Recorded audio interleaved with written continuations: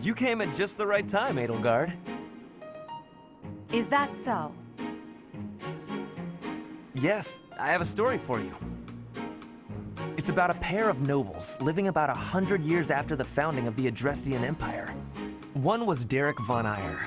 People called him the warrior prime minister. He bravely led soldiers into battle and mowed down his enemies. And the other Was the emperor of the time. She wagered the throne in a duel against Derek and won. Why don't we do what our ancestors did and have a little duel ourselves? That's what you were going to say. But the answer is no. You interrupted me! The warrior prime minister used a dramatic line to propose the duel, and you did not allow me to say it! My apologies, Ferdinand. Well, at any rate, you were correct in surmising that I was about to challenge you. But you were rather blunt in your refusal. Ferdinand, control yourself. When will you tire of challenging me in pointless competitions? I can quit now if you insist on it. I will not challenge you again. You expect me to believe that? Why do you look so surprised? Of course it is not a valid duel unless both parties are willing. Now that you have refused outright, I must come up with some other way of getting that which I seek. I'm afraid to ask what you could possibly mean by that. Only that I will find some other way of showing everyone that I am superior to you. I will write a handbill listing your accomplishments, alongside my own more impressive accomplishments. Copyists will produce thousands of these pamphlets and distribute them far and wide. Then everyone will know about my... This has to stop. Perhaps I should have ended things with a duel after all.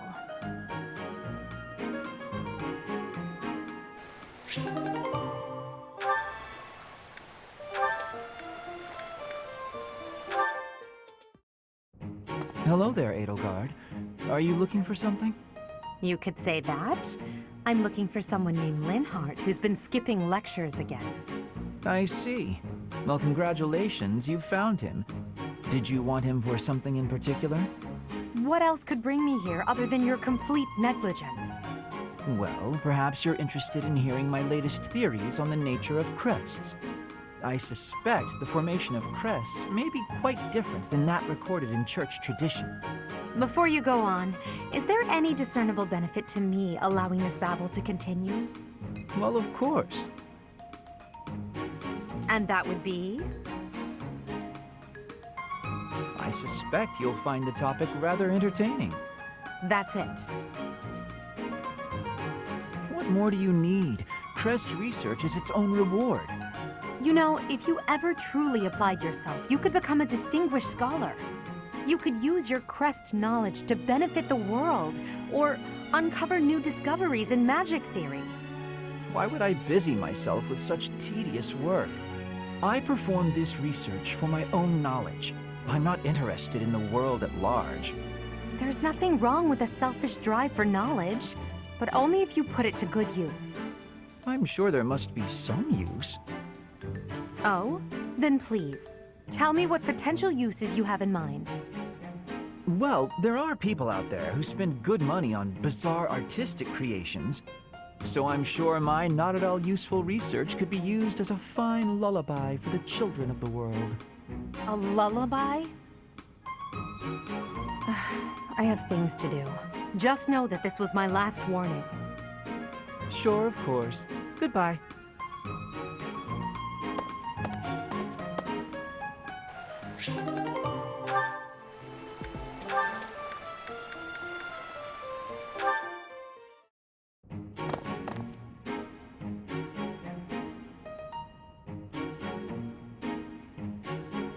Bernadetta, why are you following me?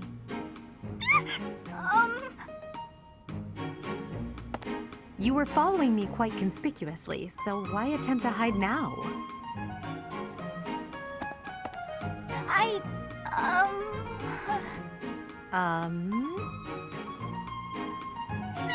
Please don't hurt me! Calm yourself. I have no reason to harm you. Forgive me, I beg you! I'll go straight back to my room and you'll never see me again, I swear! Bernadetta. Yes, Lady Edelgard. Please explain why you were following me and why you tried to hide. Is Her Highness saying she will not condemn me? Please, speak like the human that you are. I already said no harm will come to you. Yes, I'm sorry. Permit me to explain. Lady Edelgard, you are fearless. I look up to you as an example to follow. And that explains it. How? I decided to watch you from a distance, to learn from you. But your presence is, intimidating. I got more and more scared until I finally couldn't help but try to hide. Forgive me, I threw myself upon your mercy. Honestly. Look, nobody is truly fearless. Even I have things that I'm afraid of. What? You do? You seem oddly overjoyed at the thought. No, of course not. But, what in the world could possibly frighten you? The sea. I find the pitch black of the open sea at night quite frightening. I can't swim, so if the sea were to wash me away, I fear I would never return. The sea? I think I may have seen it once. Maybe. I didn't know you couldn't swim. That's a surprise. Again, my shortcomings delight you. Everyone has fears as well as things they can't do. How many times must I tell you? I really did make you angry!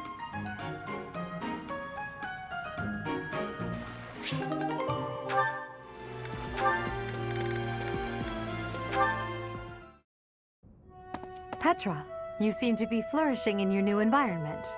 Is all going well for you? Lady Edelgard, everything is well with me. Thank you for your question. Everyone shows great kindness, even while I am still learning about the language. I'm glad to hear it. After all, a Brigid royal like yourself is of vital importance to the future of the Empire. If you ever need anything, please let me know. It's my job to watch out for you after all. If that is your want, I will rely on you if I have the need. However, I will not have that need. I can resolve any problems that occur by myself. I don't doubt it. Perhaps I'm worrying too much. I just don't know what I would say to your family if something were to happen to you. Do not spend your worry on me. In Brigid, there is a phrase we say. You cannot shoot two birds with one arrow. Brigid and I are that second bird. Your first target is your ambition. Can you disagree? There is certainly truth in your words. I do have ambitions that transcend all else for me. When I ascend the throne, there are certain things I must do. Tell me, Petra, who do you think I am? Huh? I will tell you. I am Edelgard von 흐레스벨그, and yes, I'm attempting to do what no one else can. I'm prepared to shoot 2 birds, or even 3, with a single arrow. That is the least of the impossible things I will accomplish. If you don't need my patronage, then prove it. Show me your power. Never settle for being the bird. Be the arrow instead. I will take your words to my heart, and you will be seeing my power. I give you my promise.